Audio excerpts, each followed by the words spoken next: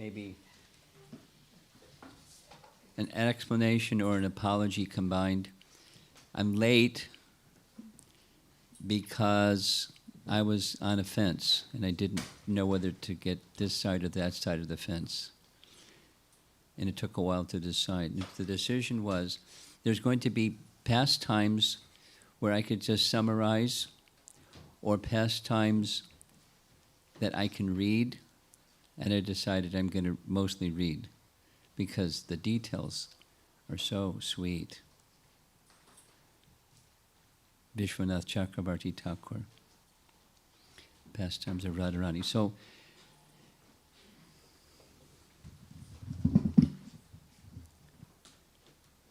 let us begin by offering our obeisances to Srila Prabhupada. Nama Om Vishnupadaya Krishna Prasthaya Bhutale Srimate Bhaktivedanta Swamin Iti Namine Namaste Saraswate Deve Gauravani Pracharine Nirvisesha Sanyavadi Paschatya Desatarine Jaya Sri Krishna Chaitanya Prabhu Nityananda Shri Advaita Gadadhar Shivasadi Gaura Bhaktavrinda Hare Krishna Krishna Krishna Hare Hare Hare Rama Rama Rama Hare Hare. The plan I have for this visit is to go through the places, one by one, of what is scheduled for me to go when I visit Vrindavan during the Kartik month, the Kartik Yatra sequence. So yesterday at the Detroit Temple, we went to the eastern side of the river Jamuna, Gokul, and we visited a few places in Gokul, starting with Raval, because that's a nice place to begin. And then Dauji, also Dauji Gokul, because there are different Dauji deities in Vrindavan. We visited there, heard something about Lord Balaram, and so forth. So the eastern side, the Damodar Leela pastime.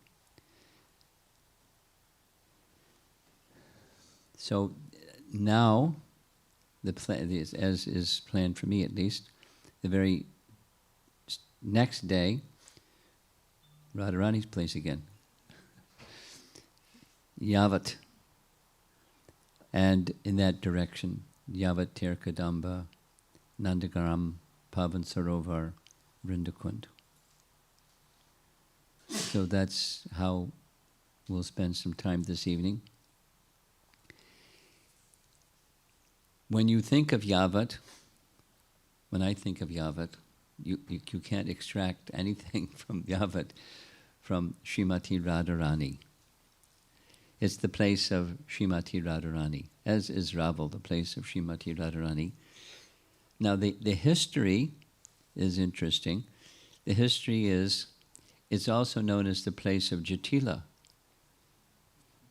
because when Radharani became married to her so-called husband Abhimanyu, Abhimanyu lived with his mother, Jatila, and they lived in Yavat. And Radharani's father, Rishabhanu, we heard this description of the meaning of Raval is the place of a wealthy landholder. That's the meaning. So he was wealthy. Rishabhanu was wealthy, and he built a palace. We're going to see some paintings of that palace that Rishabhanu built for Radha to live in Yavat. Here's a map of Rajamandala, and in the upper end, you see two arrows there going horizontal. One of those arrows is the northern end of Govardhan Hill, is Radhakund. And the upper arrow is where Radharani's ancestral home was. What's that place? Varsana, right? Looking for some audience response for... Oh, yeah, Varsana. And so here's where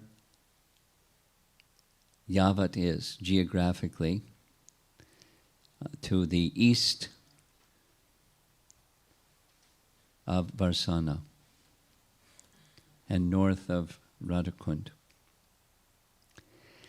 The meaning of Yavat is, Yava is this red powder that sometimes ladies will put on their feet, and Vata just means a tree, like a banyan tree. We see this really big banyan tree here. Yavat.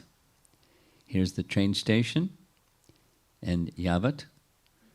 And one of the well-known features of Yavat is the enhancement of Radha and Krishna meeting by the obstacle placed by Jatila. She plays a very wonderful role by placing obstacles. And clever Krishna and clever Radharani figure out ways around her obstacles, but she's very determined. Here's that painting I mentioned, painting of the palace built for Radha by King Vrishabhanu. And on the roof, it is said, there was a dome for gazing at the moonlight, because he loved his daughter very much, and he wanted her to be able to gaze at the moonlight from the rooftop, or dome on the top. And another story, you'll see shortly that Purnamasi is down below, Radha is up above, and there's a story connected with this painting. From Garga Samhita, we find a narration where Krishna's marriage to all the gopis took place. There was the discussion, a little bit discussion about why Krishna didn't marry the gopis. Well, he didn't and he did. And he did and he didn't. Which is contradictory, by the way. So, according to Garga Samhita, it narrates the detail. It's also described elsewhere, Bhavishya Purana, where Krishna married all the gopis. You know the story. Everyone knows the story. But we'll say this little bit. During the 1 year, during the Brahma Vimohan Lila period, Krishna had manifested himself in identical features of each of his cowherd boyfriends. Now, the age when this took place, it was before the Govardhan Lila, which was when Krishna was 7.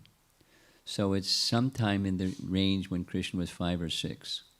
Because for 1 year, Krishna was each one of the cowherd boys, or each one of the cowherd boys was such a perfect replica or expansion of Krishna that even the mothers didn't recognize it wasn't their son. Now, what mother isn't going to recognize who their son is or isn't, even if they look close? But they didn't recognize. Not only the mothers didn't recognize, but Balaram didn't recognize. Because Balaram wasn't there for the Brahma Vimohan Lila.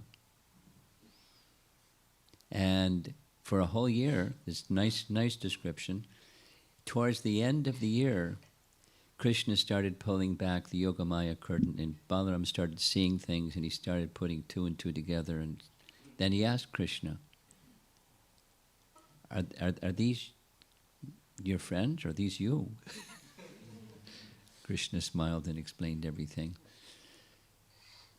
And then at the end of that year, it's very fascinating that the cowherd boys, that when 1 year passes between 5 and 6, boys grow. They grew, but they didn't even eat. And they didn't feel the passage of time. When Krishna came back, after 1 year, it was the original cowherd boys sitting there, and the food hadn't spoiled. They didn't know that 1 year had passed. Yogamaya was like, really had them on a whammy. And they said to Krishna, oh, you're so attached. You can't be away from us for a moment. Sit down and let's finish our meal. So Krishna finished his meal with the original cowherd boys.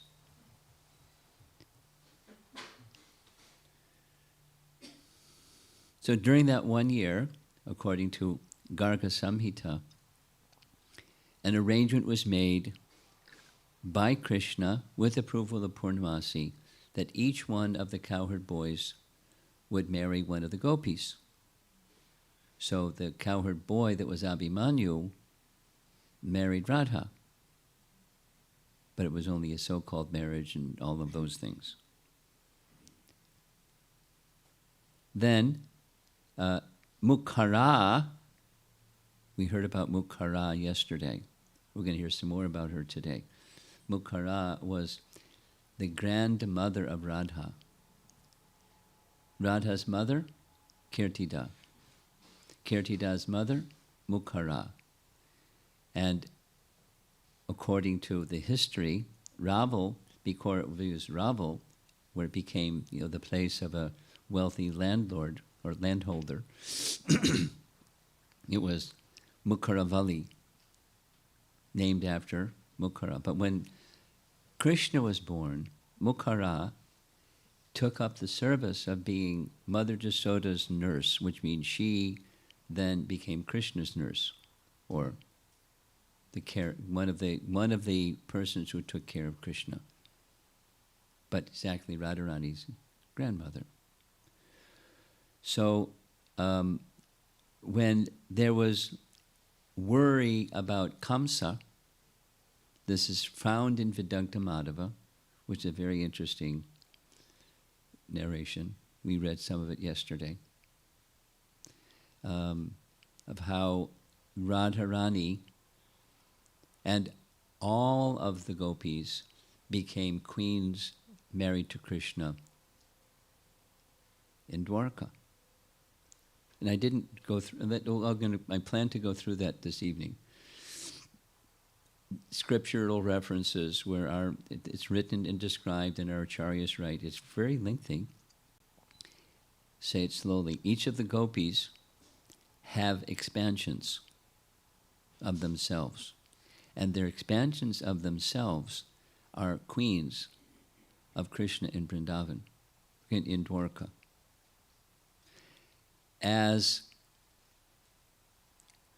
I'll read it again this evening. I'm going to just actually do some reading because the scriptural references are really nice. Gargi says to herself, my father said that each of the gopis have their expansions, that identical personalities who are queens, and gives examples. Chandravali becomes Rukmini, etc., etc. 16,108 queens each have their gopi counterparts. Just as Krishna expands in various features, Radharani expands in various features. All the gopis are expansions of Radharani, and each of the gopis have their spiritual counterpart as queens in Dwarka. I mean, it's not an often spoken of thing, but I'm going to read to you some of those references. One of them is right in Chaitanya Charitamrita, where Krishnadas Kaviraj writes, Adi Lila chapter 4, the beloved consorts of Krishna are of three kinds: the goddesses of fortune, the queens, and the milkmaids of Vraja, who are the foremost of all. These consorts all, so the goddesses of fortune, the queens, and the gopis in Vrindavan, they proceed from Radhika. They're her expansions. Bhagavatam, Canto 10, Chapter 59, Text 43. Vishwanath Chakravarti Thakur writes, the Vraja Gopis are the supremely complete forms of Krishna's pleasure potency, Hladini Shakti, and their Prakash forms, the queens of Dwaraka, are perfect. Expansions of Radha with different names, but there's expansions of Radha, and they're counterparts to each other. Here's the BBT purport. Srila Vishwanath Chakravarti Thakur further quotes Kartik Mahatmya section of the Padma Purana, gives the Sanskrit. Those who were the daughters of the cowherds in their early youth became royal princesses in their maturity. Unquote. The BBT purport goes on. The Acharya adds, quote, therefore, just as the Lord of Dwaraka is a plenary expansion of the supremely complete Lord of Sri Vrindavan, so his principal queens are full expansions of his supremely complete pleasure potencies, comma, the gopis.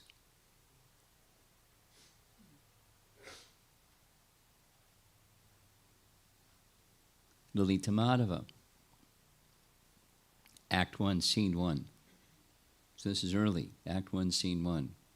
Lalita Madhava. Gargi. We read this yesterday.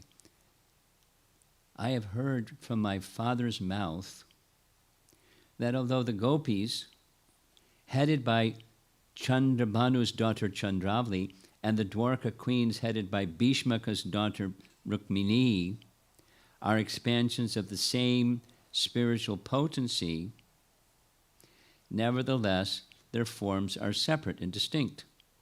Now it is said that with the aid of the Yogamaya potency, each gopi is identical with a specific queen, and each pair of gopi and queen is a single person in a single form. It must be so. Later I shall perhaps understand it. What can I understand now of these confidential matters? So that's Act 1, Scene 1. Here's Act 4, Scene 1. Uddhava says, with tears, their hearts burning with pain, 16,100 gopis offered prayers to the goddess Kama for Krishna's return. As they were praying on the Jamuna shore, a very ferocious demon violently kidnapped them all.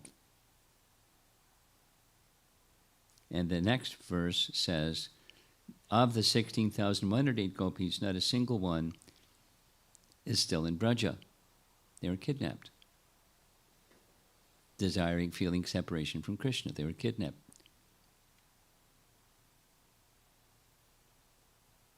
Act 5. Narada, reflecting for a moment, he says to himself, are the girls of Dwarka city and the girls of Vraja village not the same persons, although appearing in different forms? The girls of Vraja were overwhelmed with love for Krishna. To please them, by reuniting them with their beloved, Yogamaya transformed them into the women of Dwarka. They now think their previous existence in Vraja to be like a long dream, and they think Uddhava's visit and their journey to Kurukshetra to be only stories. Aside from these 16,108, there are other gopis also. Why should not reveal the secret? Narada's contemplating. That was Act 5. Here's Act 9. Nava Vrinda. On the pretext of an invented quarrel, Narakasura, the powerful son of Earth goddess Bhumi Devi, kidnapped 16,108 lotus-eyed girls from the village of Vrindavan. Lord Krishna, the master of all transcendental pastimes, then killed that uncivilized demon who had troubled the entire universe. In this way, the Lord rescued those girls whose eyes were all filled with tears. Sharat, the season, Sharat personified. Are these girls the gopis of Gokula, Navavrinda? How can there be any doubt? Even a small shrub of the faint reflection of devotion to Krishna is never without fruit. Then what of the unprecedented festival of bliss that is the immortal tree of the gopis' love? Sharat. Then, why did we hear that these girls are daughters of various kings? Navavrinda. Narakasura became enchanted by the charming beauty of these girls. To deceive the goddess named Kama Devi, he spread a false rumor that these girls were all daughters of kings and that they were going to be given in marriage to the eligible bachelors among the demons. Rupa Goswami. And we're Rupanugas, so we don't question. Sanatana Goswami, Brihat Bhagavatamrita, verse, and then commentary. Some 16,100 gopis had with vows worshipped Katyayani to obtain me. To bring my mind somewhat to peace, by seeing a likeness of them, I married the same number of you queens here in Dwarka. Commentary. Of the young gopis of Braja, 16,100 attained Krishna's intimate association. The Mathura Mahatmya, again the reference from Padma Purana, 16,000 gopis were singing and dancing. The present verse specifies the number of those most fortunate gopis as 16,100, although the word cha implies that there were actually more. All the gopis were extremely attracted to Krishna, but only some of them earned Krishna's complete satisfaction by undergoing the Katyayani Vrata to obtain him as their husband. These were the gopis who most zealously wanted Krishna as their own. Srimad Bhagavatam 10:22-4 records their prayer. So this is the Katyayani Vrata section. It gives the prayer. I'll read the prayer. Each of the young unmarried girls performed her worship while chanting the following mantra. O goddess Katyayani, great potency of the Lord, O possessor of great mystic power, mighty controller of all, please make the son of Nanda Maharaj my husband. I offer my obeisances unto you, unquote.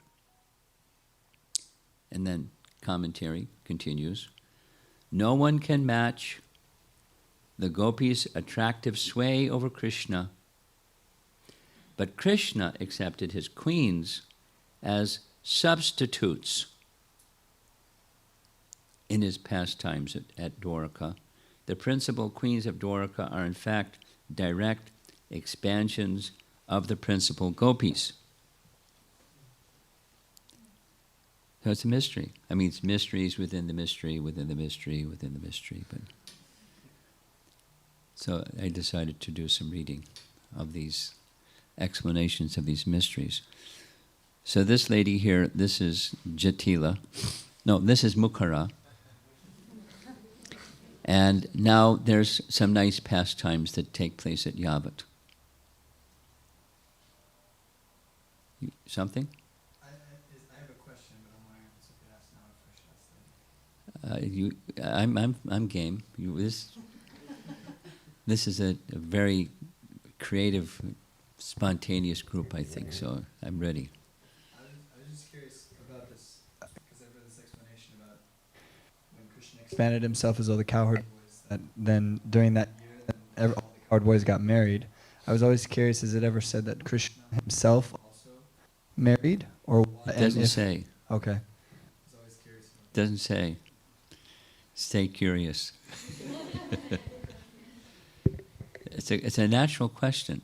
I heard, something somewhere along the way that, a possible explanation is blah, blah, blah, but I'm not going to repeat that. I don't know of anything authoritative that says something about that.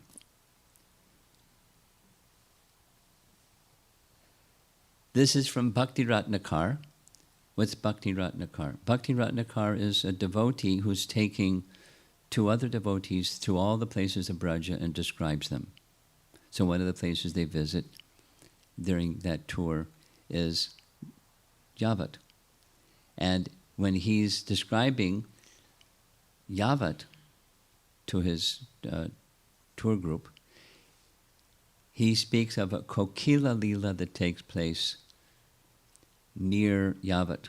So on the north side, or behind the existing Yavat palace or residence facility, is a forest where there's many cuckoo birds known as kokilas. So Krishna, wanting to meet with Radha, decided to go to the Kokilavan and make the sounds of a cuckoo. And some of you know that when birds start to make a sound, the whole group of birds start to make that sound. One of those experiences is in Gitanagari, where they have peacocks. Here's a little history. Long before they had rules that you can't bring animals and birds into the country, they brought two peacocks, a male and a female, to Gitanagari. And now the whole of Juniata County is filled with peacocks because they reproduce regularly. And when one peacock makes the peacock sound, I can't imitate their sound. Very good. Then there's an echo. There's a whole chorus that say, and then it goes on for some time, and then it's quiet. And then they all make their sound. So Krishna did that. He made the kokila sound, and then there was a whole chorus of kokilas. And Radharani knew what that meant. And Lalita then said to Jatila, listen, it's normally not so loud like that. Can we go and see the kokila birds? She said, yes, but come back quickly. So off they went, and they met with Krishna. There's Krishna in this painting. This is from Shivaram Raja's book. You see here and there's kokilas. Some have their mouths open, imitating Krishna's kokila sound. And there they are, meeting together in Kokilavan. And there's a nice prayer glorifying Yavat in this Bhakti Ratnakar. In Ujjvala Nilamani, there's a similar pastime, but different. This time, Krishna came inside in the courtyard, climbed up a pilu tree. There's a photograph of a pilu tree, by the way. And he started making the sound of a kokila bird. But it was in the evening. In Jatila, understood, kokila birds don't make the sound in the evening. I know who that is. So she doesn't see well. She's like semi-blind or bad eyesight. So she took a stick and started whacking the ground. I know you're there. You come out. I've caught you red-handed, and saying heavy things. So Krishna stopped making that sound, and Radharani knew what that meant.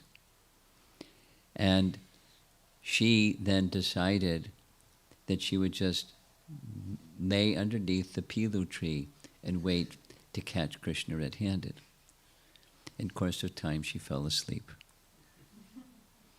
And so Krishna knew what that meant. He's now free to meet with Radharani. And together they met for some time. And then Krishna snuck out before the sun came up. And when the sun came up, Abhimanyu came from the cowshed and saw his mother sleeping underneath the pilu tree. And asked, "Mother, what are you doing?" And she said what she was doing. And, the cuckoo birds don't make their sound at night. And I knew that was Krishna, it's crooked. And I said, "Mother, if you're really worried like that, then I'll just lock the door. You don't have to worry like that anymore." So next evening, Krishna came, the door was locked. The gate was locked. She couldn't get in. But that didn't stop Krishna. He went the backside, and there's a berry tree. This is Ujjvala Nilamani. And he started making the kokila sound again. But the gate was locked. Jatila was, alarmed and ready for anything. And so Krishna spent the whole night in a berry tree, feeling separation and sadness. Ujjvala Nilamani. And here's a similar description from Padyavali, not written by Rupa Goswami, but Sri Hara. When Lord Krishna arrived in Radha's courtyard for their rendezvous, his tinkling ornaments sounded like the cooing of cuckoos and other birds. He suddenly heard the door open, and he also heard the continually jingling sound of conch shell bracelets. When he heard the arrogant Jarati call out, "Who is there? Who is there?" Now it says Jarati instead of Jatila. Can't explain that, so don't ask me. He became pained at heart. He spent that entire night hiding in a tree in a corner of the courtyard. Here's the pilu tree, and there's our Dinabandhu sitting in front of the altar, along with devotees that are spread out here and there. And here's a view from up above, and there's some devotees up above. This is their honoring prasadam. And there's the altar area. It's not a big place. Today's place is not what was there when Krishna was there. Here's a closer picture. The above is the dome of the temple.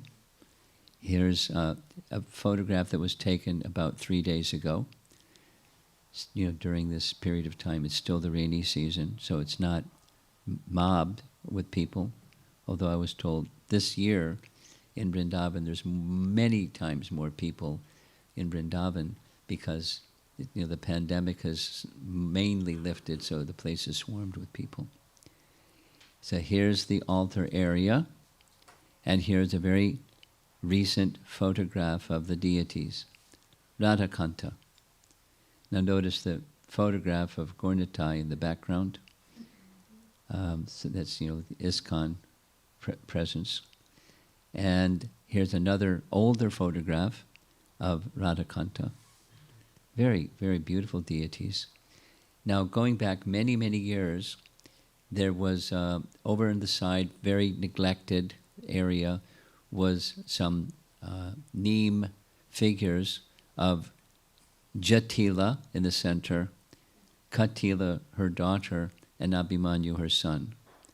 And then it got improved a bit by ISKCON devotees, so they got remade like this. And when you visit more recently, this is what it looks like. Jatila is in the middle, Katila and Abhimanyu. And this is the photo. You see the photographer, Arun Bhattacharya, is a really good photographer. He took this photograph. He used to live where? In Detroit or in Ypsilanti? Huh? Detroit. So some of you know him? Okay. Well, he's a really good photographer. When he posts something, the quality is good. It's got a clock down in the right corner, but what to do? And this is a photograph taken just 4 days ago. This is what, the bunch of debris by their feet, but that's the way it is. And in the back side of the temple, there's a deity of, well, it's connected with the pastime. You know the pastime? Yeah. Is it when? I'll tell the pastime. Radha and Krishna were enjoying together, and one of the gopi friends of Radha saw Jatila coming and came in alarmed mood. Look out, Jatila's coming. And Radharani was in big anxiety. What to do? What am I going to say? My mother-in-law is coming. And Krishna said, don't worry, just worship me. And so he assumed this form of goddess Kali with his tongue sticking out. Huh?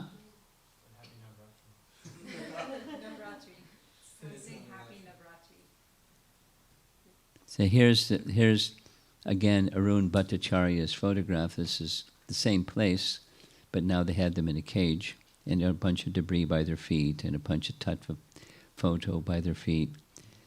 And so they don't take care of deities so nicely, but apparently this is an ISKCON gesture. And here's a painting of the pastime. So Abhimanyu heard from his mother, they're at it. So he came with a stick in his hand and Jatila by his side. And once he saw that the gopis were literally worshipping goddess Kali, he was very happy. And the gopis continued with their worship, and he offered his blessings to the gopis and said, Jatila, you worry unnecessarily. And they went back. So Krishna then assumed his original form, and they enjoyed their pastimes undisturbed. So certainly a celebrated part of Radharani's life was the benediction she received from Durvasa Muni. And there are two versions of how this happened. One of the versions is he was this. I like Bhakti Chaitanya Maharaj's version.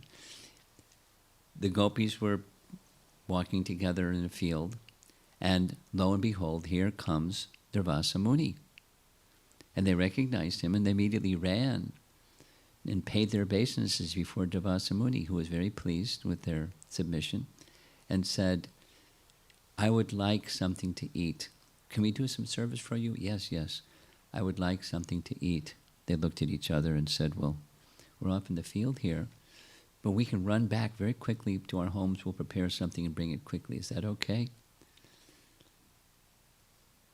Those who know Bhakti Chaitanya Maharaj, just imagine him speaking this. Durvasa Muni said, you don't understand. I'm very hungry, and I want something right now. And they looked at each other.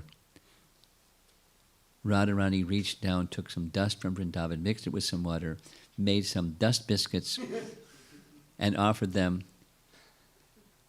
to Durvasa Muni. And Durvasa Muni said, what? You expect me to eat this? And they said, you don't understand. Radharani's very gifted. Just try one. He looked at the girls and looked at the biscuits, and he took a bite, and it was delicious. And he ate them all. And that's when he pronounced this benediction. So the other version is he was visiting in Vrindavan. He went to the palace of Vrishabhanu, and everyone was terrified. Look out, here's Durvasa Muni. Everybody scattered except Radharani. And she just came before Durvasa Muni with folded palms and offered some service. Please prepare something for me, I'm very hungry.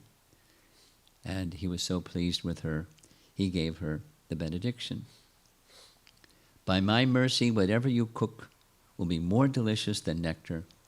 It will increase the life of whoever eats it Whoever eats your cooking will never know disease, invalidity, or defeat in the hands of his enemies. Radharani was very happy. She informed her mother. Because of the friendship between Kirtida and Yashoda, Kirtida said, guess what? Durvasa Muni gave this benediction to my daughter.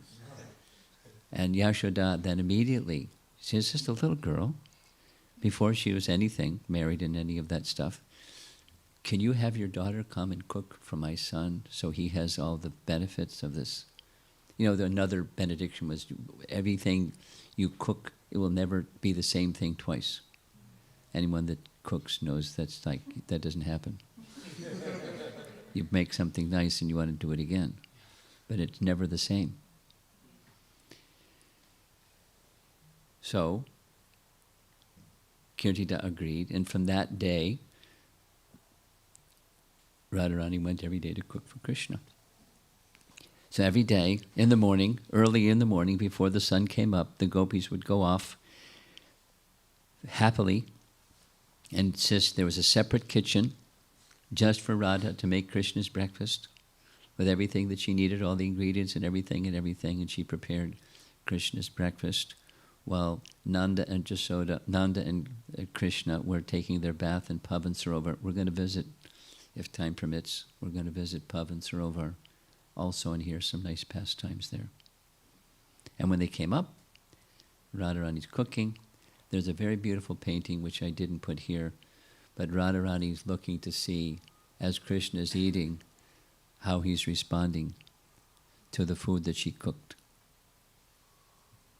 And Krishna knows she's watching, and he would make funny faces.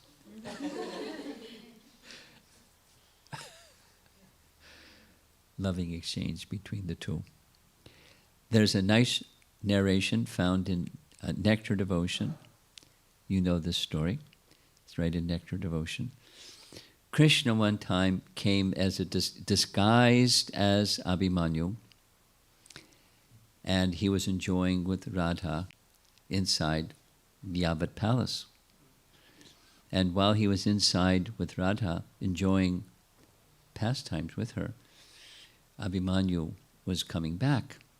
He understood that Abhimanyu was coming back, and he told Jatila, look out! You know that rascal debauchee Krishna, he's going to come looking just like me and disguised like me. He's going to try to come in and associate with your daughter-in-law. Don't let that happen. So Jatila gets a broom and starts shaking and threatening. Abhimanyu, get out of here. I know who you are. Mother, you've gone mad. What's happening? And the expression in Nectar Devotion, or Bhakti Rasamrita Sindhu, is the gopis were having a particular kind of smile where they would show their teeth. There's a particular Sanskrit phrase, and this is the example of smiling, laughter, showing teeth, connected with this pastime. And then there's another celebrated pastime. There's many, but one of the celebrated pastimes is connected to Subal. And there's a shorter and there's a longer version, but the kind of in-between version is Subal, one of Krishna's dear cowherd friends, was being with Krishna, seeing that Krishna was very, very unhappy. Very, very unhappy. So he wanted to do something.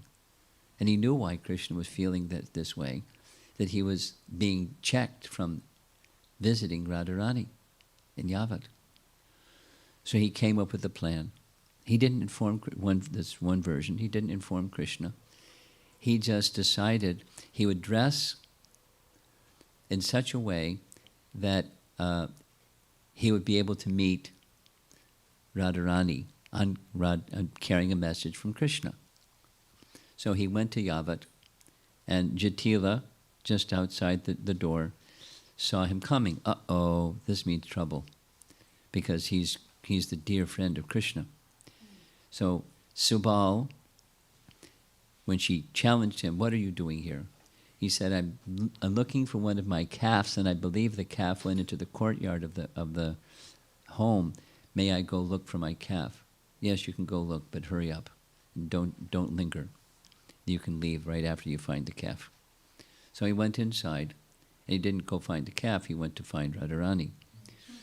And when he found Radharani, he appealed to Radharani, Krishna may give up his life. He's feeling such pain that he's unable to meet with you.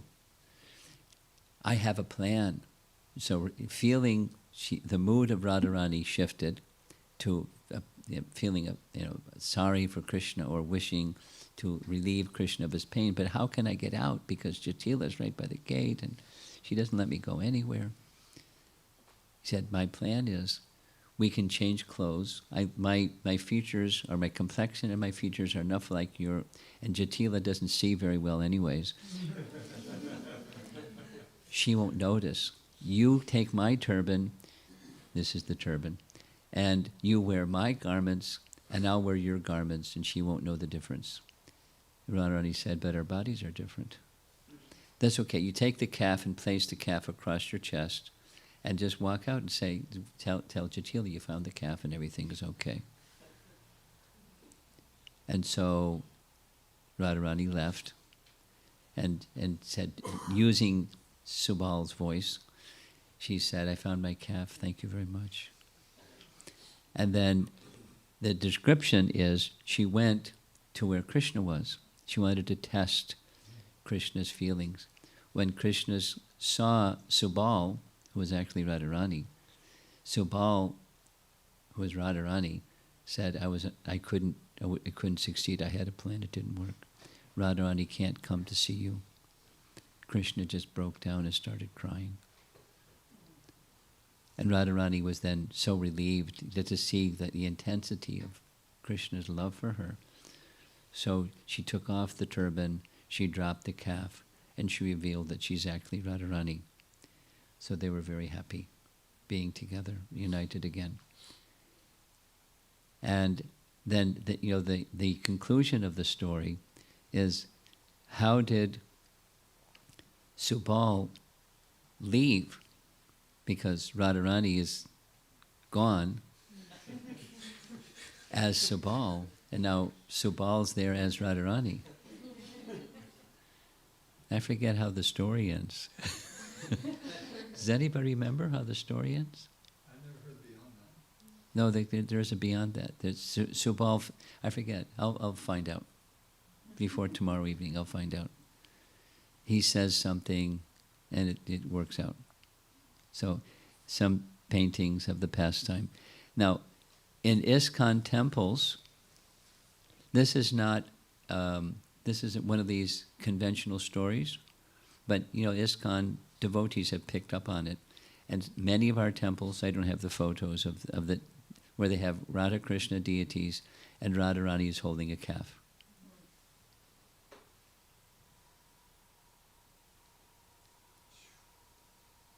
I'm going to run out of time. There's so many nice stories, Radharani stories. One time Radharani returned home, forgetting that she was wearing Krishna's yellow cloth around her shoulders. That's Jatila, by the way. When Radharani's mother-in-law Jatila saw this yellow cloth instead of the customary cloth of another color, she sensed foul play and angrily stared at her daughter-in-law. At that time, Vishaka tried to protect her friend Radharani by speaking the following words to Jatila. At the festival, the young girls, their hearts fluttering with happiness, playfully doused Radharani with a strong mixture of turmeric and water, which dyed her silken shoulder cloth yellow. That is the reason this cloth is now yellow. O noble Jatila, why do you stare at my friend Radharani from the corner of your crooked eyes? One day, same Jatila, Chandravali's friend Padma informed Radharani's mother-in-law Jatila that Radha and Krishna were enjoying pastimes together at Bandiravan forest. Jatila arrived at that place and saw Radha and Krishna together. At that time, the following conversation occurred between her and Radharani's friend, Shama. Jatila. Agitated by a foolish girl, I have come here. What am I to believe? Shama, I have firm faith in you. Tell me, what is happening here? What I tell you is the truth. I'm not deceiving you. What you see is Subal, dressed up like a girl, clowning with Krishna, the funny comedian of the Vraja village.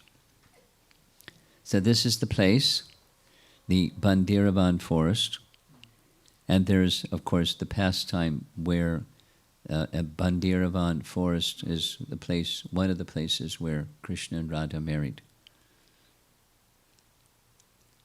Now, I want to read from Chamatkar Chandrika. It means pranks. A moonbeam of sheer astonishment by Vishwanath Chakravarti Thakur. And one of the stories, and this is why I'm late, I was debating whether to summarize the story or to read it, and it's so sweet I'm going to read the story. Radharani was bitten by a snake. You know the story? No? I'll kind of blend, because it's kind of long, but it's really, really nice. I mean, Vishwanath Chakravarti Thakur. You have to love Vishwanath Chakravarti Thakur because his love for Radharani is so special. I'll summarize. Jatila started getting really concerned about the frequency of Radharani and Krishna mixing, because Radharani was going every morning to cook for Krishna. And when they would go every morning, she and the gopis, to cook for Krishna, then Krishna and Radharani would be together. And this wasn't right. So the mother-in-law is concerned. She calls Kutila. My dear daughter, I'm simply unable to protect my daughter-in-law from Krishna anymore. Alas, alas, what should I do? What should I do? Kutila, I've decided a remedy. Will it be possible for you to assist me? So her remedy is, you please inform Mother Yasoda that Radharani will no longer come to cook for Krishna.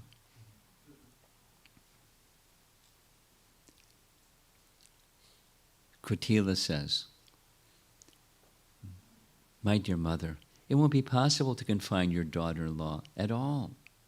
It won't be possible to protect her from the hand of Krishna either, for Yashoda arranges every day to bring Radhika to Nandagram in order to have her cook the morning meal for Krishna. Dear daughter, you just go see Yashoda right now and inform her that from now on, my daughter-in-law will not leave the house to go anywhere else. Yashoda should simply engage Balaram's mother, Rohini, to cook for Krishna. Mother, if I tell her that, Yasoda will surely say to me, but the great sage Durvasa Muni has given an indescribably wonderful benediction to Radhika, whereby any foodstuff cooked by her own hand increases the longevity, stimulates growth, and destroys all obstacles. This topic is indeed famous all throughout Vraja. My only son, Sri Krishna, has become freed from many difficulties caused by wicked demons, only on the strength of eating the food cooked by Sri Radharani. Thus he is now alive and well. Therefore, please, don't harm us all by causing this impediment to his regular taking of grains cooked by Radharani's hand. When Yasoda pleads like this, what will I say? When Yasoda says all of that to you, you just tell her, oh, Yashoda, yes, Durvasa certainly gave Sri Radha this wonderful boon. Therefore, whoever she touches lives a long life.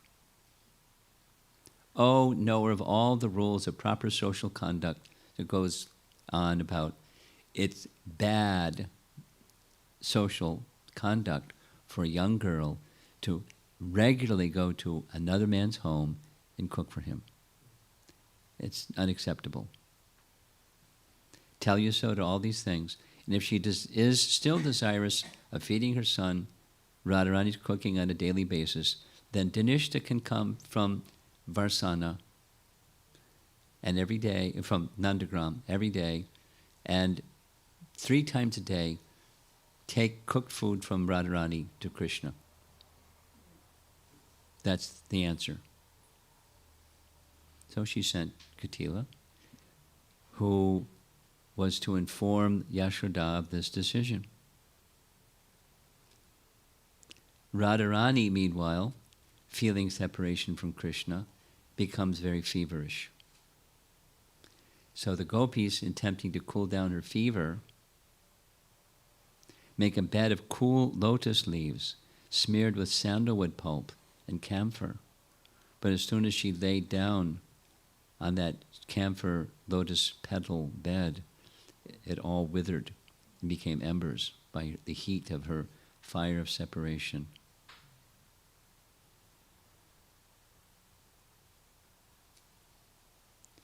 Dhanishta arrived from Nandagram with a message from Yashoda, please ask Radharani to cook for Krishna, and I'll take it to Krishna. But when she saw Radharani, she was shocked.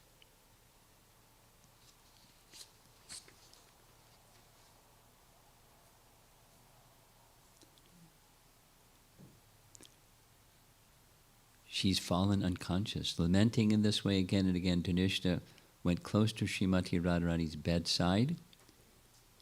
She bent down by Radharani's ear and called out in a loud voice, "Hey Radhe, your beloved Sri Krishna is now standing in front of you. Just open your eyes and look."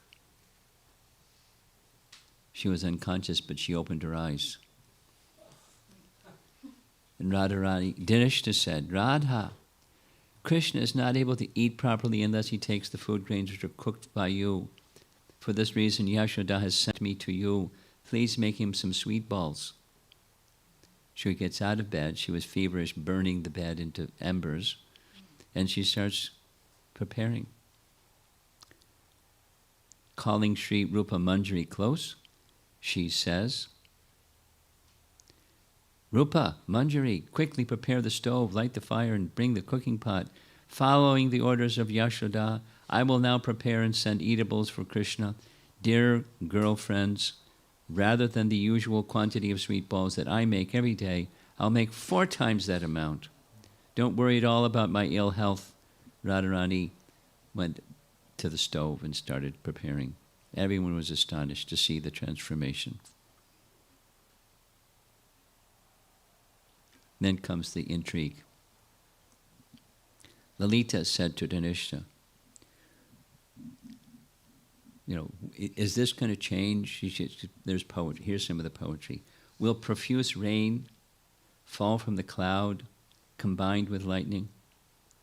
Will there be no more arising of the fresh, new Krishna rain cloud, inlaid with the creeper of Radha's lightning? The intense drought due to lack of ecstatic liquid mellows being sprinkled by this cloud is causing the crop of girlfriend's bliss to wither and dry up in complete ruination. Dhanishta agrees. We're all miserable, and Jatila is the obstacle. After Radharani finished cooking, Radharani whispered something secretly into the ear of Lalita and the other girls. Dhanishta didn't hear, but Dhanishta took the sweets and returned back to Nandagram. Later, after Dhanishta leaves, Vishaka suddenly rushes before Jatila and starts rolling and rolling upon the ground, mightily crying out, while weeping false tears. Jatila asks, "My dear Vishaka, why are you crying?" "Unseen by others, a snake has bitten Srimati Radharani." "Where was she bitten and how?" "The snake was hiding at the base of a plum tree in the garden. Radharani saw the jewel on his hood, glittering through the leaves, and she extended her hand to take it, and the snake suddenly bit her.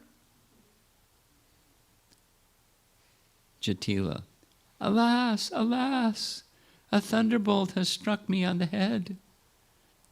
Jatila ran to Radharani's side.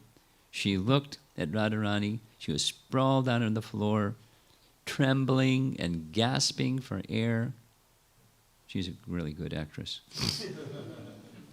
Jatila began to beat her chest with both hands, crying and sobbing. She called Kutila, told Kutila what happened, and instructed Kutila, go look immediately for a medicine doctor that can cure snake bites.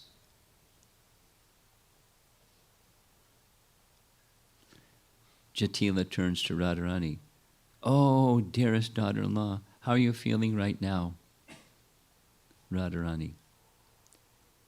Oh, respected superior, by the fire of the poison, my whole body feels as if I'm burning alive. This is all I know. I am not able to say anything anymore. But you should know that if any male doctor were to set his hand on as much as my toe, then I will give up my body that very instant. I'm a chaste daughter.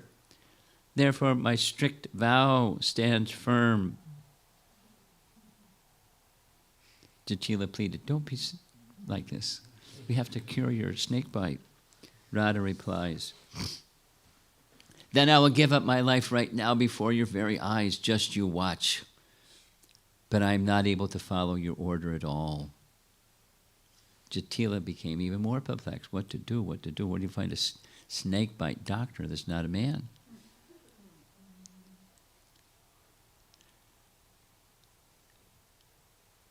Just then, a neighbor lady came and said, dear Jatila, there is someone here in Vraja who has chastised many powerful snakes in the past, like Kali Aga and others. When all the cows had died from drinking the poisonous waters of the Yamuna at Kaliya Hrada, he enthused them all with new life again, merely by his glance, a man. This is Sri Hari, Krishna. Just bring him here. Simply by his glance, he will release your daughter-in-law from deadly poison, Radharani. He whose torturous, controversial association is far worse for me than snake poison. If anyone were to bring this Krishna here to see me, then that person is as good as my lifelong enemy. Jatila, look, daughter-in-law, I will take Kutila with me and quickly go to see Purnamasi. She is very learned in powerful snake mantras, tantra, and agama scriptures. When Purnamasi comes, she will certainly make you well. Other than this, there seems to be no other alternative. Now on cue, Vishaka says, respected superior, good plan. Don't delay any longer. Go quickly to see Purnamasi. I will use a string to make a tourniquet above Radharani's wound in order to check the spread of the snake poison. By this, the deadly effort will be postponed for about an hour and a half. But hurry back, because when the poison goes to her brain, she'll be incurable. So they rushed to Nandagram to see Purnamasi. Paying obeisances to Purnamasi, Purnamasi inquires of Gargi. Now here, Vishwanath Chakravarti Thakur is just identifying Gargi as the daughter of Gargamuni. Now yesterday, we heard elsewhere that she's the daughter of Sandipani Muni. In either case, she's the Brahmani, Gargi.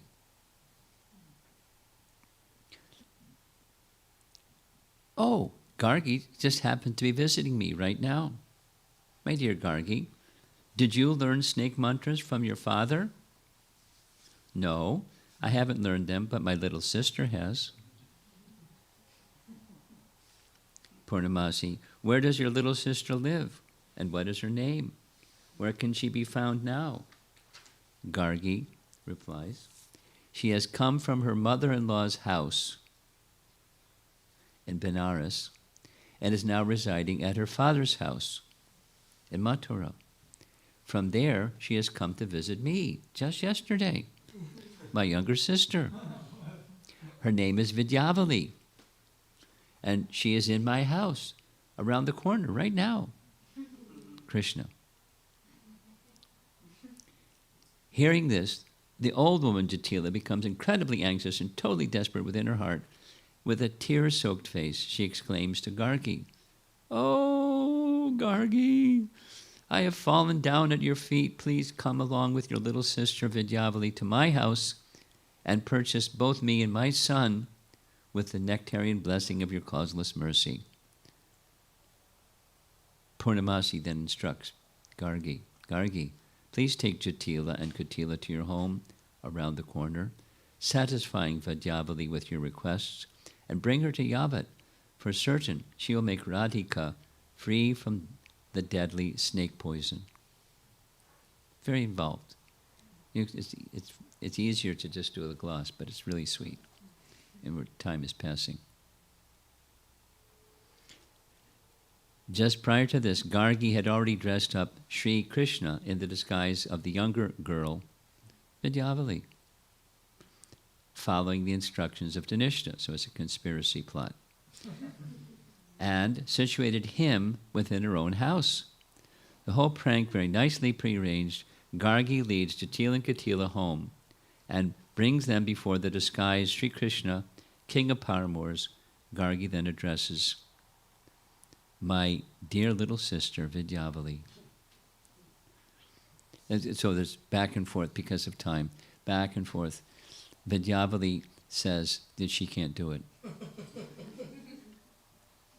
"My dear older sister, Gargi, you're indeed very learned, and yet you now speak just like an ignorant person. First of all, I'm a pure, chaste girl.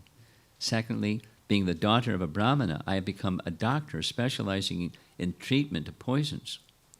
No one on the surface of the earth is unaware of my glorious family lineage in Mathura, or my famous in-law lineages in Benares. Still, you want me to throw mud of such scandalous, unchaste infamy all over my two pure dynasties?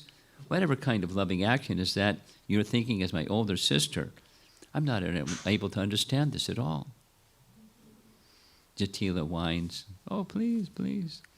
Vidyavali, "My dear old lady of Braja, you are not obviously aware of the elevated rules of conduct practiced by our pure Brahmana community. The learned, chaste daughters of the Brahmana caste never wander from house to house like simple cowherd girls do. Don't you know this already? By going to anyone and everyone's house, the superior aristocracy of the Brahmana's daughters is completely destroyed." Gargi steps in, the older sister. "Although you are certainly aware of all the prescriptions and prohibitions of the scriptures, how do you manifest your so-called aristocracy by disrespecting the great souls who are residents of Braja? This shows that you actually don't have any spiritual vision at all. You have no idea of the spiritual position, the divine nobility of Vishnu Bhakti and Brajbasis. All the gopis are each endowed with glorious achievements of great renown, and the gopas are each as effulgently brilliant as Maharaj Vrishabhanu. The Brahmanas of Benares are all impersonalists and are thereby averse to Vishnu Bhakti. I know all about your husband's relatives there.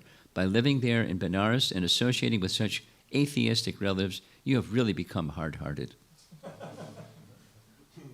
Vidyavali, "O most noble, educated sister, I am always surrendered to you. As you say, I have just one terrible fear. And for this reason, I was at first unable to appreciate your request of me. When we were living in Mathura or Benares, we have heard so many rumors of the bold, powerful son of Nanda, who wanders about freely according to his own fanciful whims.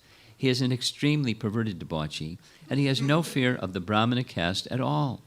if I am traveling on the footpath and he looks at me in the same way he looks at all the Vrajagopis with that greedy, wanton stare, then I will instantly give up my life. I will never, ever bring such scandalous disgrace upon my two pure dynasties. Gargi says, I'll go with you. I'll protect you, don't worry. So Vidyavali agrees. Vidyavali and Gargi go together to Yavat. Vidyavali on the way says to Jatila, my dear old lady, snake poison is destroyed by mantra and medicine combined. The mantra is simply my chewed betel leaves which have been sanctified by the mantra.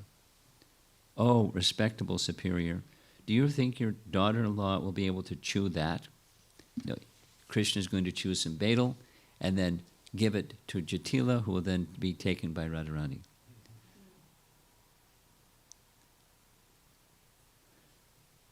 My daughter-in-law is well behaved and she has natural devotion for the Brahmana caste, but it seems strange that she would have to chew the remnants of your betel leaf. Gargi. When it comes to medicine, there's no consideration for that which is fit or unfit for eating. Even a king would honor the remnants of a Brahmana caste. Therefore, the Vaishyas and other castes certainly follow suit. That's on the way to Yavat. So fast forward, she gets there, she tries her mantras, she tries her this and that's, and says it didn't work.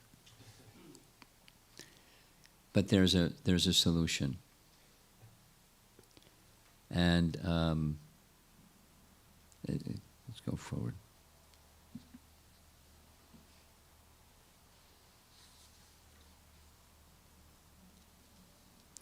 I shall chant a mantra and sprinkle the medicine into your daughter-in-law's mouth, but she simply turns colors and trembles while exhaling very heavy sighs. This shows that the treatment didn't work.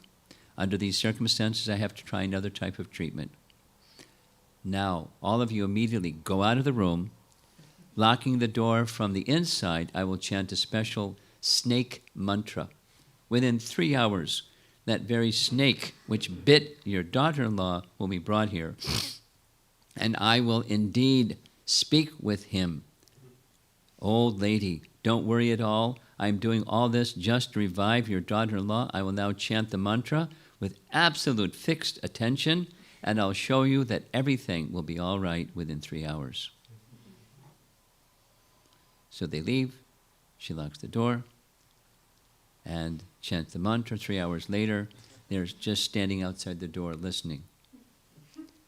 You know the pastime.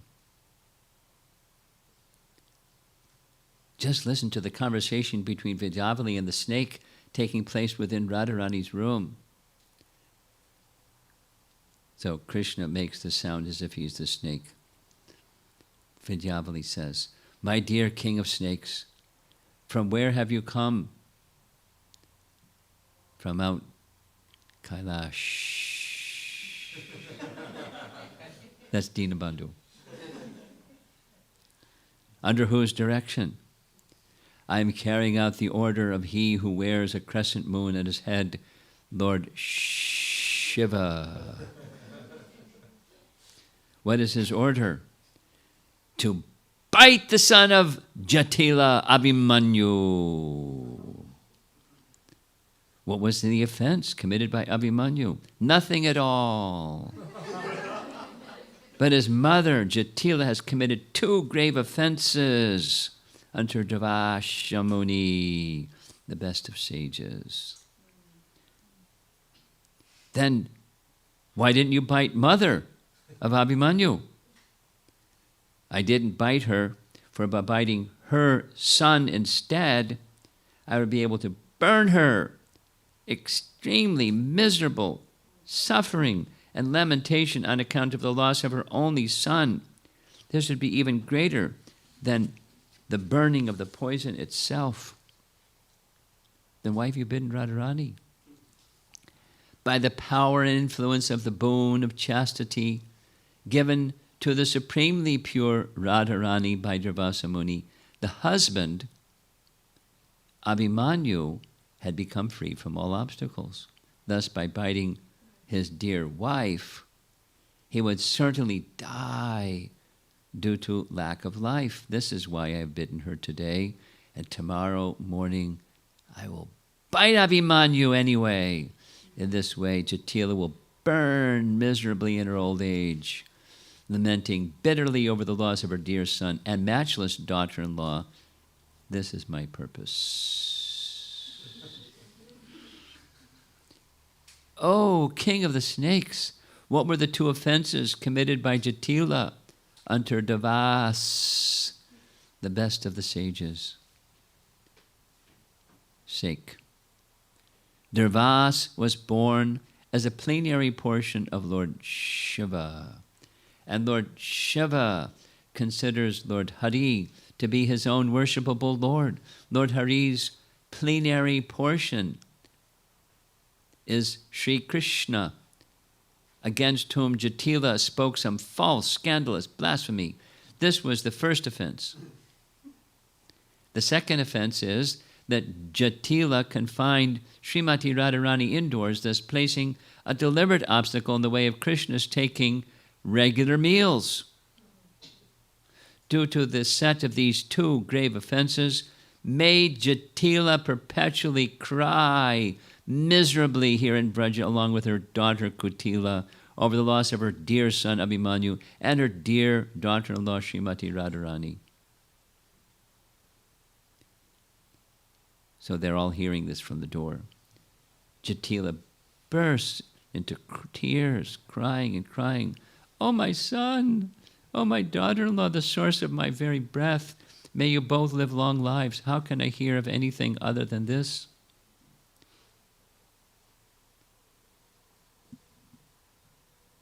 So Vidyavali comes out of the room, and she's appealing, "I hold your feet.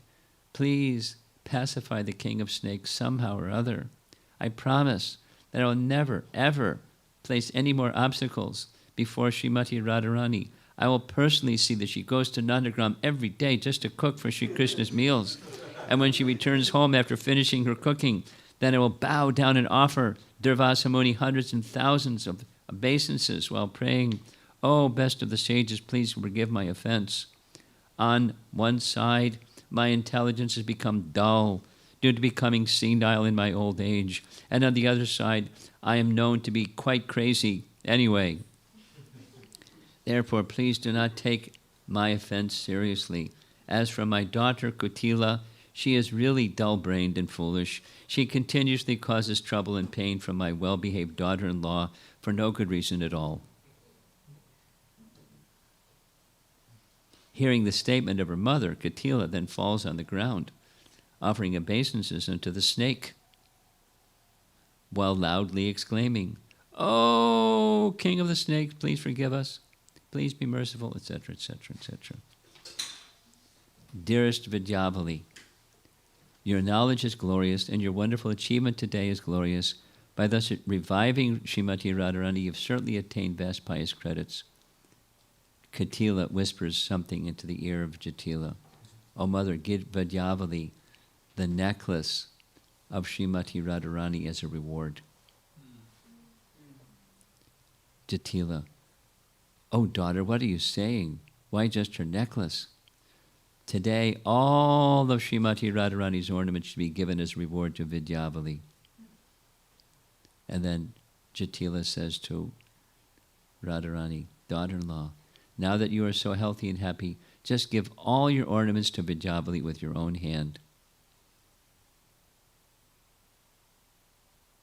Yashoda and your mother, Kirtida, will quickly give you many more new ornaments.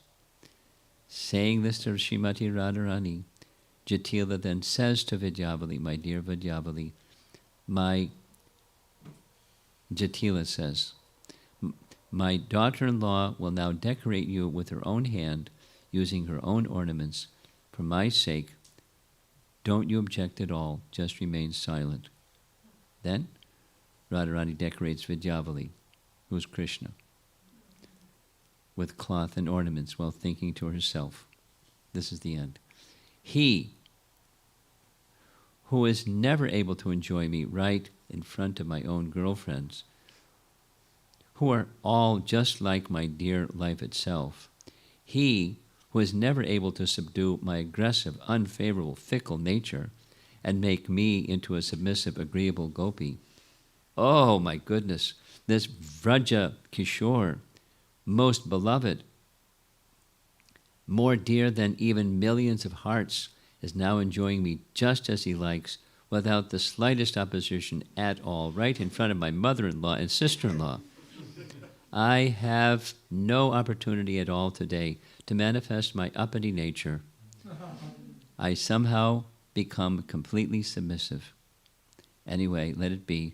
Today, my life has become successful, fulfilled by chewing my beloved's betel remnants to my heart's content. And my wicked in-laws, who are usually most formidable enemies, have today fallen down at the feet of my prana kanta, the lover of my life.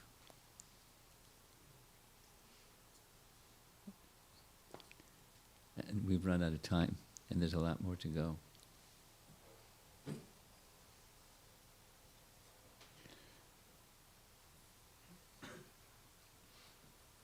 You know the story of Krishna's being carried in a box? Yes? No? Oh. Should I narrate it? There's more after that, too. It's very nice. I do a little shorter version, but Vishwanath Chakravarti Thakur, he loves Radha, and Radha loves Krishna, so he's really good at explaining or narrating. So one morning in Nandagram, Mother Yasoda is putting valuables in a box, and little Krishna comes along and asks, "Mata, what are you doing?" "I'm putting ornaments in a box, valuables." "What ornaments are you putting in the box?" And she lists a long list of what she's putting in the box. And Krishna says, "Is it for me? Is my birthday coming very soon?"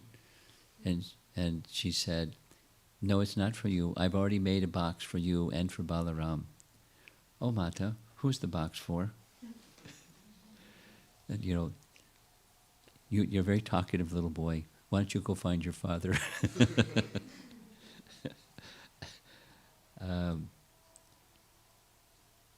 Krishna, I really want to know what you're doing. If you don't tell me, then I will not leave this room. So Yasoda says, "What's in the box?" And so now who is it for? "Just as Providence has bestowed upon me as a result of my meritorious austerities performed in the past, in the same way, there is one daughter here in Gokula who is like the medicine that sustains my very life. She is just like soothing camphor for my otherwise burning eyes. It is her clothing and her ornaments that are keeping in this box. Lord Brahma has created many different feminine qualities such as beauty, good behavior, devotion to superiors, shyness, simplicity, humility, and so on. But there is one girl who is such that when all these good qualities take shelter in her, then only can they become great. If ordinary girls take shelter of such feminine qualities, then the girls become great. But there is one girl who is so wonderful that when all those good womanly qualities take shelter of her, then the qualities themselves thereby become truly glorious. This is most amazing. This girl's name is Sri Radha, and it is for her that I have natural love and affection." Have to read it, right? It's like so sweet. Then Krishna, hearing Radha's name, he gets goosebumps. She tries to hide them. My dear mother, who is this girl? Whose daughter is she, and where does she live? How is it that you have such intense love and affection for her? Kindly explain everything to me. My dear son, listen. From the jewel mind of my girlfriend Kirtida's womb has arisen a sinless, matchless jewel of a daughter. By the shimmering waves of this jewel's aura, she is illuminating the sun itself. Usually the sun makes ordinary jewels shine brightly, but this daughter-in-law, born to Kirtida and Maharaj Rishabhanu, daughter jewel, born to Kirtida and Maharaj Rishabhanu, is so effulgent that her aura makes even the brightest summer sun perk up and shine more brightly. This girl is verily the personified austerities of King Vrishabhanu, and she lives at the palace that he made for her at Yavat, along with her husband, Abhimanyu. Just now, her husband has arrived here at our home in Nandagram. He is outside with your father, tending to some household affairs. When Abhimanyu comes to this inner chamber to see me before leaving, then I will tell him in sweet words, "Oh, Abhimanyu, please take this box yourself, and carrying it back to your home, kindly offer it to your good wife, Sri Radha." So the scene changes, and Lavangala Latika, who is a maidservant of Yashoda, comes in and informs her that 2 expert goldsmiths have come, as you have requested.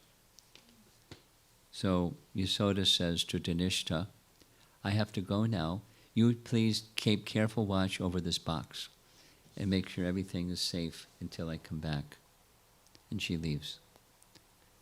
So Krishna is with his friends, hearing all of this, and they, headed by Subal, they take the box to a solitary place, open it up, remove everything, and entrusting the contents to Dhanishta, Krishna gets in the box. And the other boys put the lid on the box. And then Yashoda returns. And then Abhimanyu comes in.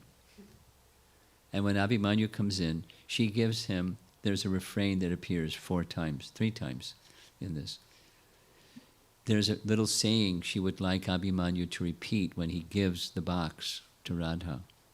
So she says, "Abhimanyu, I prepared this box for your wife. Here's what's the contents. And it's for Sri Radhika. And when you see her, here's what I'd like you to convey from me to her. Oh, you who give pleasure to my eyes. Oh, you who bestow fame and glory upon Kirtida. Oh, Radhe, within this box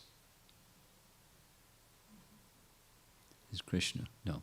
Within this box, I have sent you an extremely brilliant aura.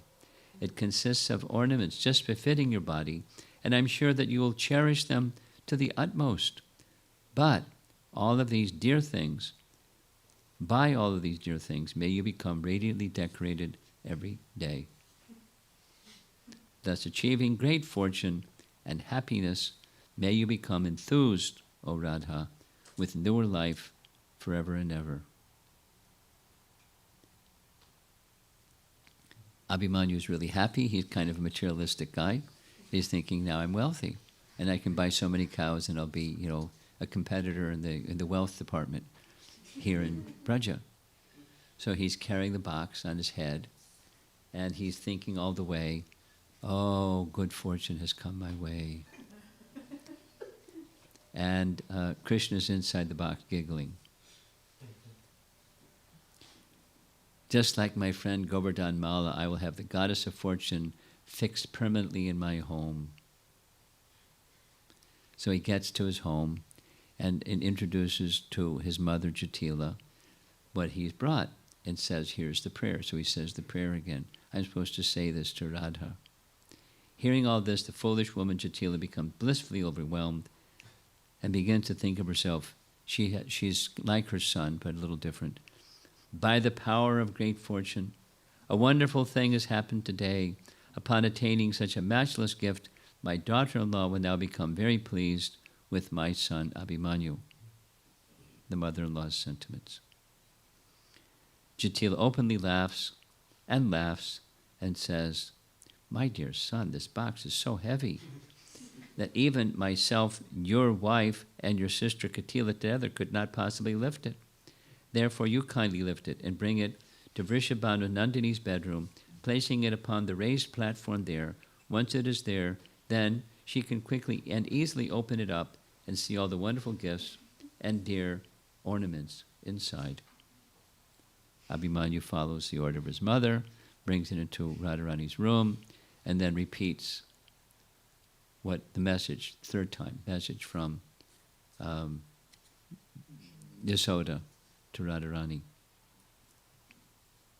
Lalita. Radha, I can only guess that within this box is a most fascinating Manohara ornament. Your limbs are twitching as an auspicious indication of obtaining such a rare gift. My dearest girlfriend, this type of twitching is only indicative of obtaining an absolute zenith of good fortune. Radha, oh Lalita, just by seeing this box, my mind has become surcharged with an indescribable ecstatic mood. I can't even begin to try and put it into words. Opening up the box has just come into my home.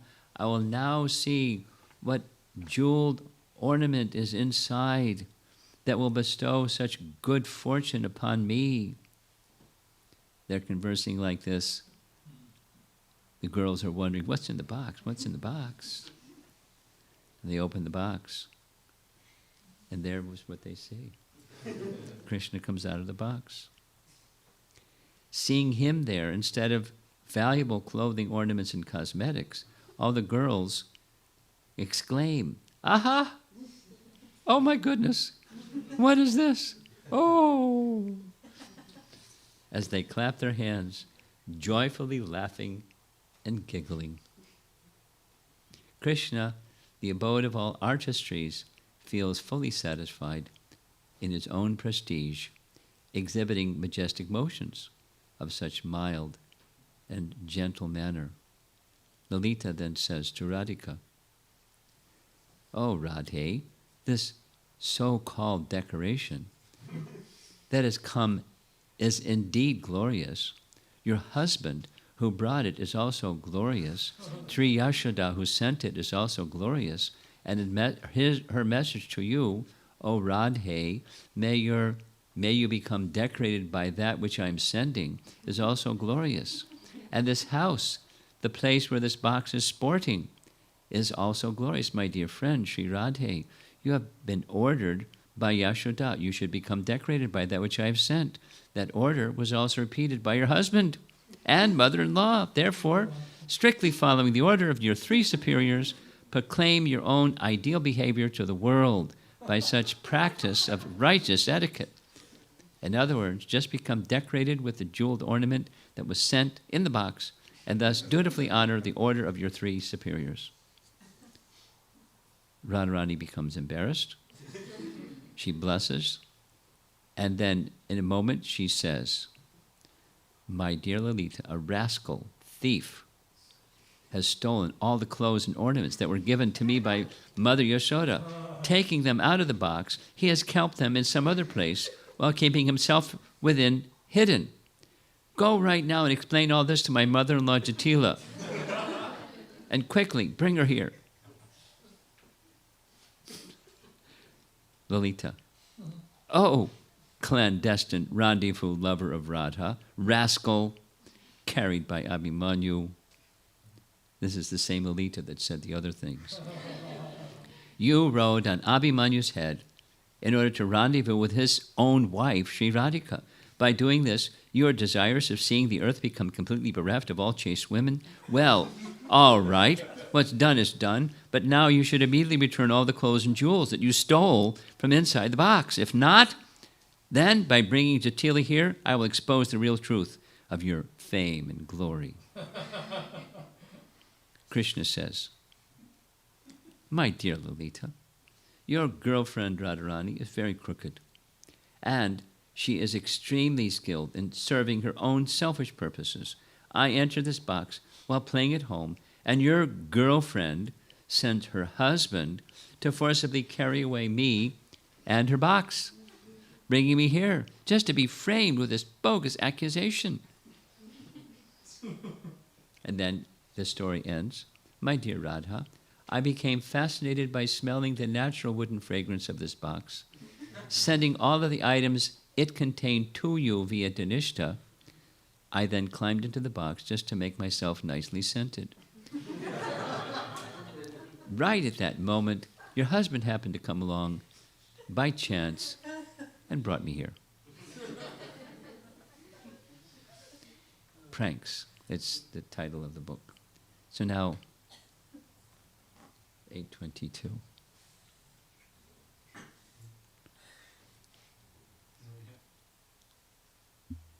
We haven't gone to the other places yet. We're still in Yavat.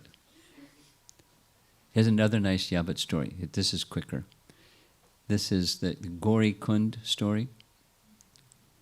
So Radharani is feeling separation, and Lalita is having a conversation with Purnamasi in front of their place, and what to do. So they cook up a plan. And the plan is that they're going to send a messenger. So this is a quick version. They're going to send a messenger to Krishna that Radharani is going to go to Gauri Kund to worship Gauri because that she, Radha, got permission or an instruction, some guidance from Purnamasi to worship Gauri. The story, it begins with Abhimanyu going to Purnamasi saying, I want to leave Vrindavan. There's too much turmoil because Radha is always meeting Krishna, Krishna is always meeting Radha. I'm going to go to Mathura, but I want your blessings to move to Mathura. And Purnamasi says, don't listen to rumors. These are just rumors. I'll tell you what, if you can catch Radha red-handed, then you can go to Mathura. Oh, very good. Thank you. And by the way, there's another request. I'd like my daughter, like my wife, to worship Gauri, because Govardhan Mala's wife worships Gauri and he's become rich, and I want to become rich. Can you instruct Radha to worship Gauri also? Oh, sure, I can worship. So Abhimanyu's happy. Radha's going to worship Gauri. Now the plan is, tell Krishna that Radha's going to go to Gauri Kund to worship Gauri. And he should do the following to give some instruction. So off they go. Vrinda Devi goes off to make this arrangement. Vrinda informs Krishna, so she makes an arrangement for a Gauri costume for Krishna. So Krishna can stand in front of the Gauri deity and look like Gauri. And there's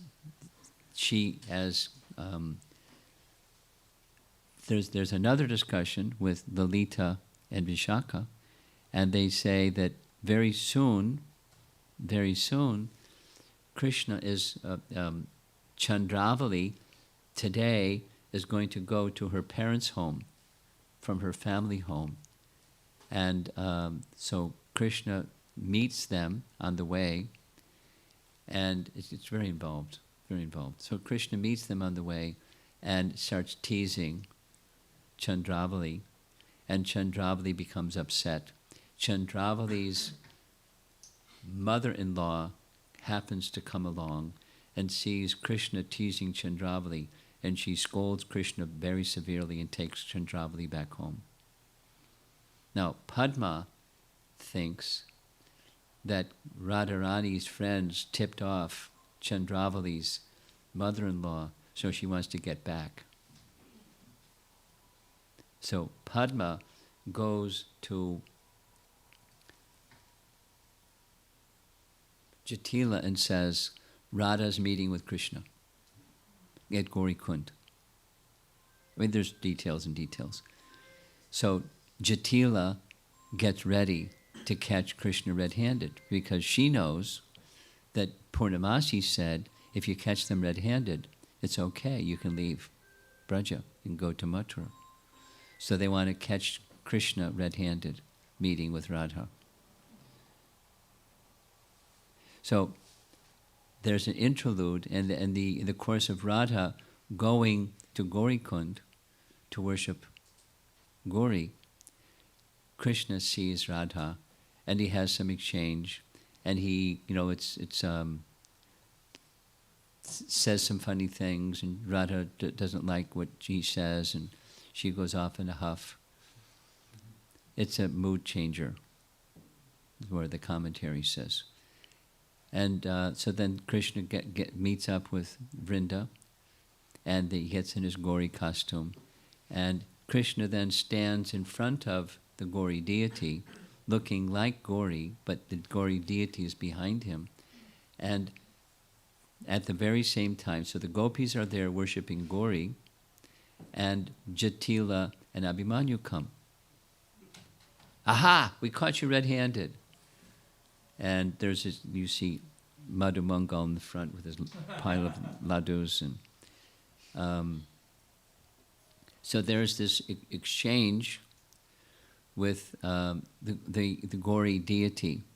And there's this saying, some exchange that says, Gauri gave us a message, but we're afraid to tell you. It's a very terrible message. We're afraid to tell you. Jatila, what's the terrible message? I can't tell you. Gauri, you'll have to say. Gauri says, tomorrow, Kamsa is going to come to Vrindavan and cut off the head of Abhimanyu. Jatila, oh no, Gauri, please do something, help. Why does he want to? Because he's going to send Radharani to Mathura, move the whole family to Mathura. Oh, I promise we'll never move to Mathura. We'll never move to Mathura. We'll stay here, everything is nice. Please make this arrangement so this doesn't happen. Very well. And they go away happy. And the Gauri deity is actually Krishna, and the Gauri deity then becomes Krishna again, because it was just a costume given by Vrinda Devi, and they enjoy pastimes together at Gauri Kund. And that's a much shorter version. The longer version is so sweet. So sweet. And there's many, many, many more, but for another evening. We didn't go to the other places yet.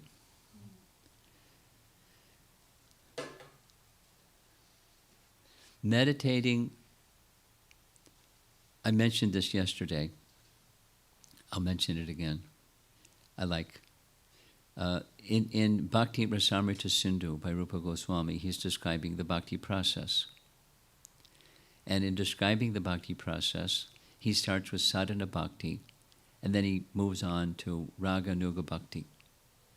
And in the first verse, introducing raga nuga bhakti, he writes, by all means one should live in Vrindavan.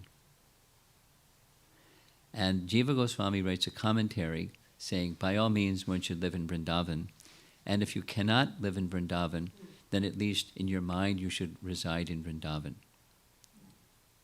And that's the beginning verse of the Raganuga Bhakti discussion. So meditating, we have busy lives, we do so many things besides meditating on living in Vrindavan. But it's nice, especially for Kartik time, to meditate on the Kartik Mahatmya, the glories of Sri Vrindavan Dham. And I'm having a lot of joy meditating on going to Vrindavan and the katha that will take place in Vrindavan, and organizing, if there's somebody else that's going to do the organizing, we make decisions about how we're going to move around Vrindavan, because I was told by the advanced group that's there, because the pandemic has kind of subsided, there's like 5 times the number of people in Vrindavan these days than normal. So everything is packed. And crowds everywhere, and we're going to have, similarly, we have a large group because we haven't been to Vrindavan in some time. And how to work all this. The logistics is a headache, but meditating on moving through Vrindavan and visiting all these places, and there's so many wonderful pastimes. So at least 3 places. Raval, Yavat, and Suryakund. In the combination of those 3 places, so many pastimes.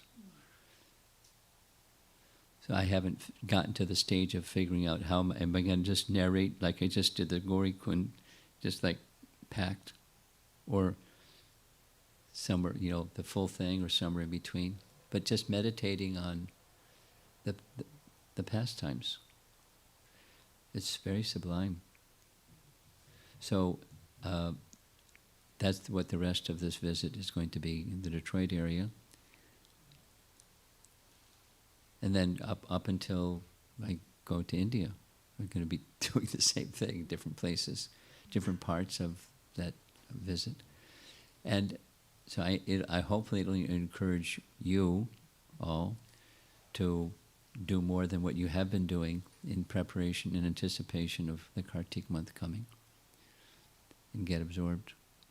The first day of Kartik is October 10th. Very special month. As mentioned at the Farmington Hills Temple, think of a vrata that you can make for Kartik month. Kartik vrata is very powerful. And stay with it for 30 days. Or 28 days, whatever it is. And absorb yourself more than you did in the past 11 months. Absorb yourself in thoughts of Vrindavan. And it's the beginning stage of moving further in the bhakti path. And then may you continue that going forward in time as well.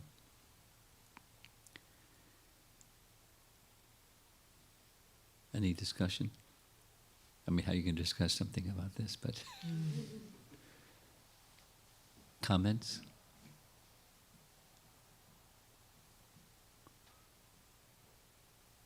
Yeah?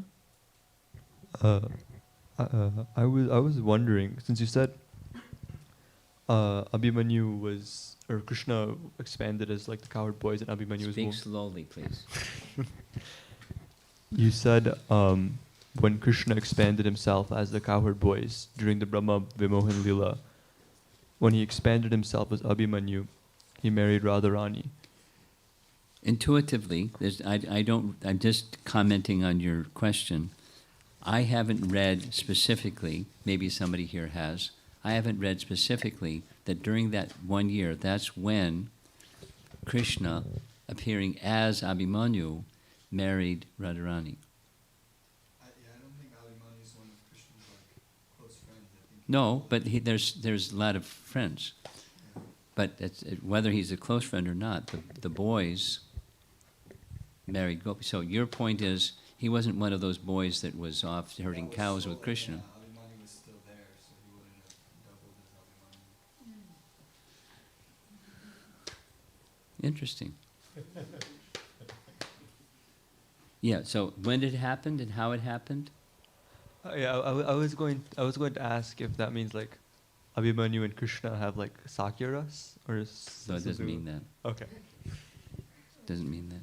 Nice question.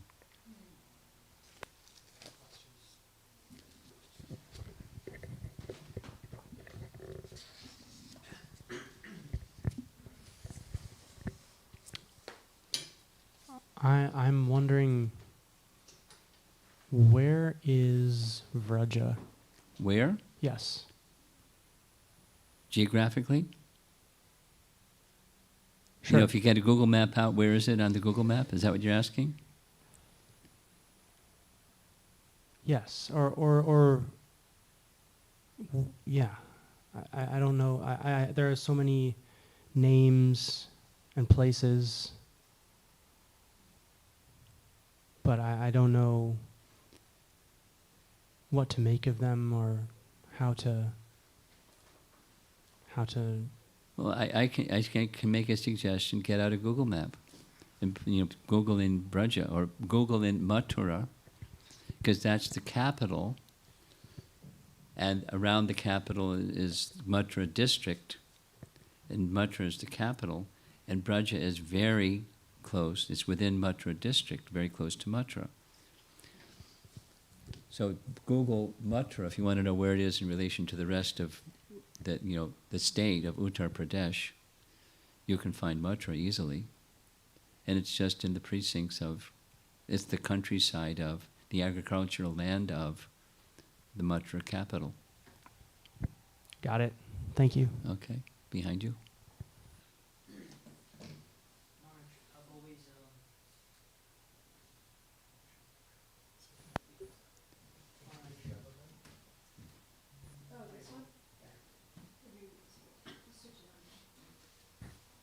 Haribo. Okay, there we go.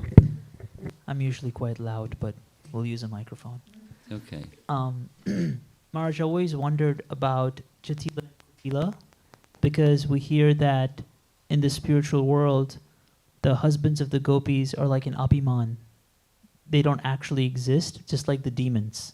There's this idea that Krishna kills a demon every day in Goloka Vrindavan, but only on earthly Vrindavan does Krishna actually go and kill a demon. So my question is, do Jatila and Kutila also exist as a conception in Goloka Vrindavan?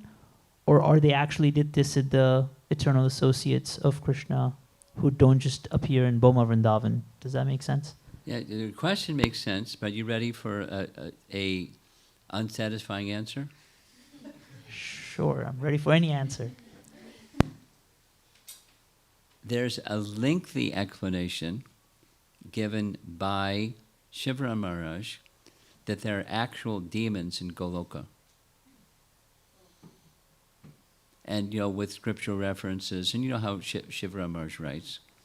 I can send you the section from his writing where he's very clear, and, at length in his style of writing, there are actual demons in Goloka.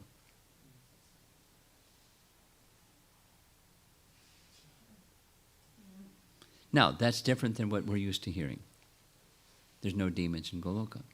There is, as you described it, there's the sense, Abhiman or Bhava. There's the way Bhakti Chaitanya Maharaj describes. An unknown person comes running through Goloka.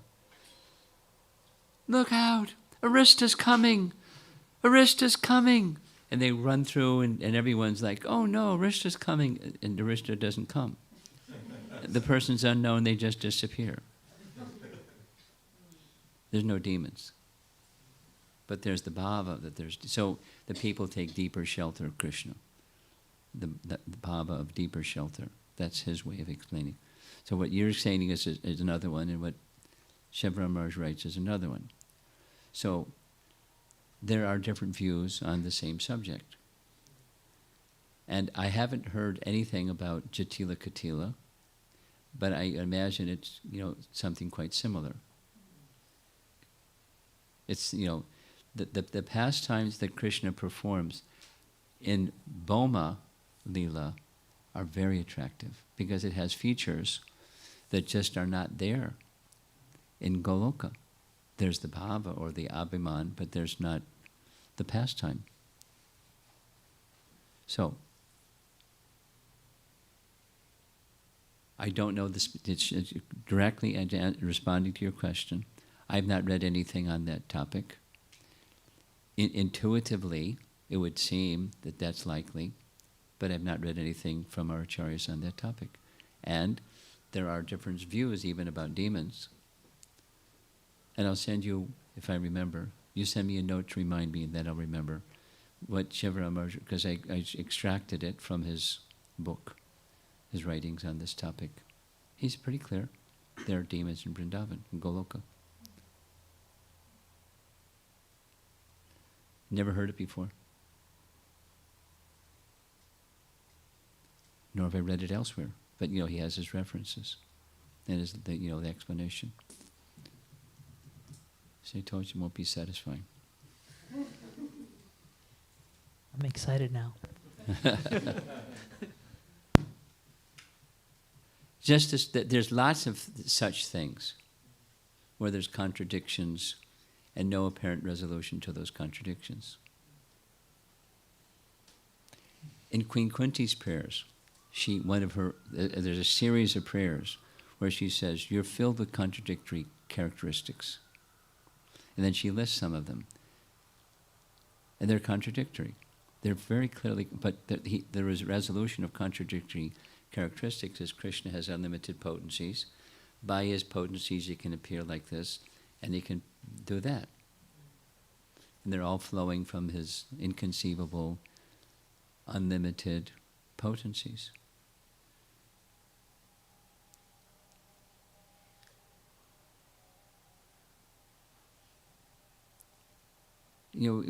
Part of advancing in spiritual life is to become a little comfortable with contradictions.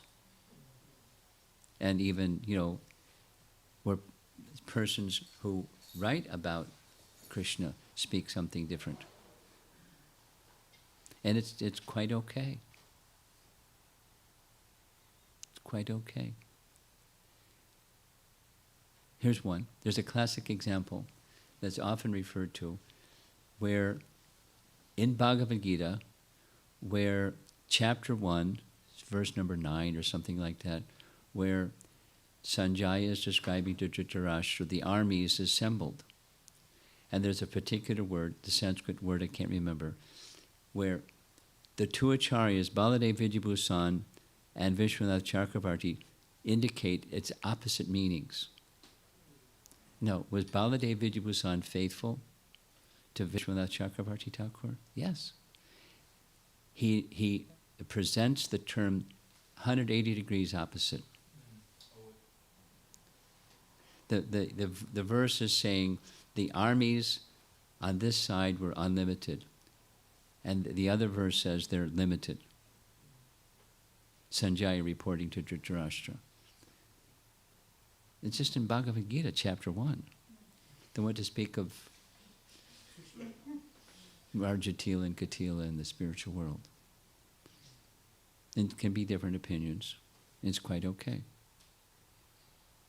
The opinions have to be consistent with Scripture and rules of rendering the Scripture.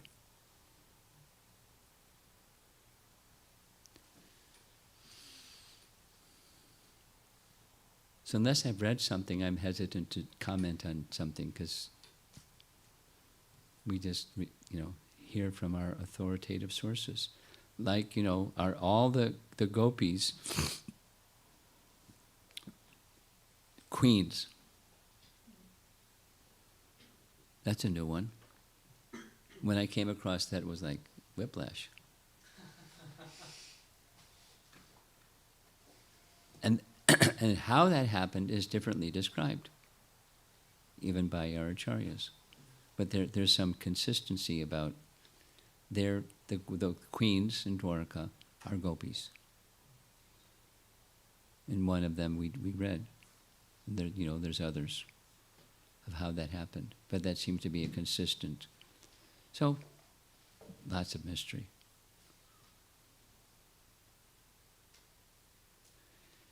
Okay, I think we'll end there. Srila Prabhupada ki. Jai.